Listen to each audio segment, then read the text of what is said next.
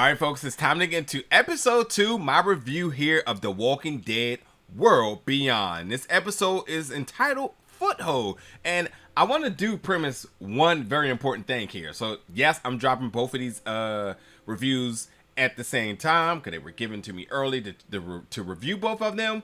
But I'm still going to purposely leave out certain things of this episode because it would then spoil episode 1, which that review is a completely spoiler free. So, had to be a little bit strategical about what I wanted to say in this episode, considering that certain things in this episode obviously, led from what happened in the first episode. So if I talked about it, then it becomes a spoiler. But yeah, as always, if this is the first time you've ever checked out one of my reviews, then know that I just do enough to get you hyped, get you excited about the things to come. So yes, again, this is episode 2 here of season 2 of The Walking Dead World Beyond. Now, one thing that is super clear to me from this episode is that everyone is a pawn due to the mass manipulation of everything that is happening with CRM. It's at this point now, I really don't know who to trust, and I'm very suspicious of almost every character. But nonetheless, why it seems to be a game of chess,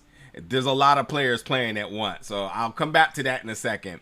But this episode, we get to see Hope and her dad. They had breakfast together. They got a lot of catching up to do.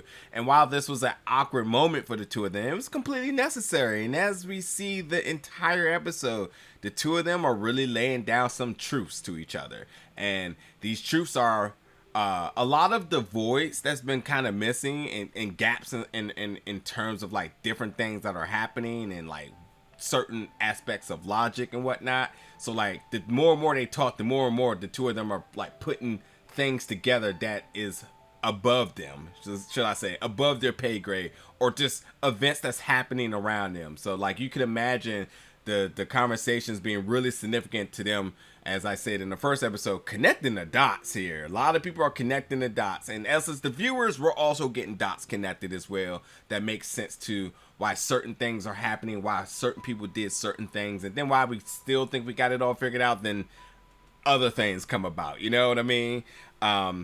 And then you have Iris and Felix and Will, who, are still doing their thing. And Iris is having these visions, and these visions are starting to make her speak up about what she's seeing, what she's thinking. And quite frankly, some of her theories are pretty spot on. And the other two are realizing that, like, you know what, you might not be wrong about your thoughts about CRM and what they're really up to. And that's also giving her just another level of respect amongst her group, because she's been really passionate about just getting to her father and getting to her sister with really no motivation. I mean, with a ton of motivation, but really no theory and plan behind it. That's why Felix is there, because he's a strategical one to kind of figure out how the plan must go about. But I think now she's actually starting to like earn her keeps as to really making the plan come together. And as she says, she's declaring war here, little if they know it or not. So again, a whole new demeanor coming from Iris in the first 2 episodes here. This is the first time we get a look at Silas and his new duties as he's working in decontamination. And this also serves to give further explanation of CRM, their objectives, and quite how he fits in the chain of everything. And ultimately, how that might get him back to his friends, which is really important to him. And I'll say this too. This show, especially this episode, did a lot of like people were having photos of other people, and people were kind of like, everything was connecting. It was like random who knows who type of thing. So it's like, it was, and it's so coincidental that it's just only showing how small the world is. So like, to kind of put this into context here, because that's like super generic. Silas was with this character, and this character is basically, he's in charge of Silas and his new duties along with some other people. And then we see this guy ends up showing a picture of somebody who happens to be another character that we know about. And it's kind of interesting because now you start to think that this may actually work towards Silas, his goals and missions going forward from here. And it's kind of interesting. Let's see how this plays out type of thing. And going back to Hope now, again, she's the new girl on campus, literally. And everyone's looking at her because they know she was the last person to just get brought in, and she's meeting new people. And while she's meeting new people, she's also learning their purpose, which brings her into a very interesting tour of CRM in the laboratories with her father's girlfriend, who I am just, that's all I'm gonna say about that. And while she is very suspicious of everybody, she does meet somebody else that potentially she may be fond of, and we'll kind of see how that plays about. But you know, Hope ain't just going along for a tour. You know, she's playing her own game, planning her own strategy, taking notes and all of that while she's at it. So, you know, I love Hope. She's always trying to be one step ahead.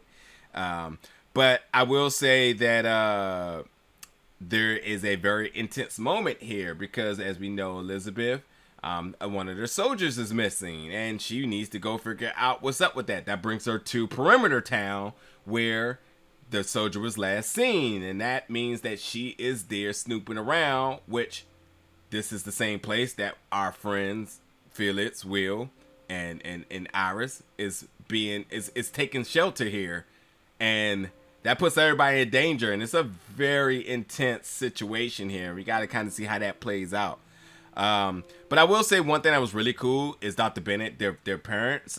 We get to see his significance, like in CRM. We know he's smart. We know he's a lead scientist. We know he has, you know, the mission of really getting things back to normal. But actually seeing in detail his studies, and then as he explains what he's done, is really cool. Like, they're actually really cool. Like, to be honest, and that's why you see how and why he's so important to CRM.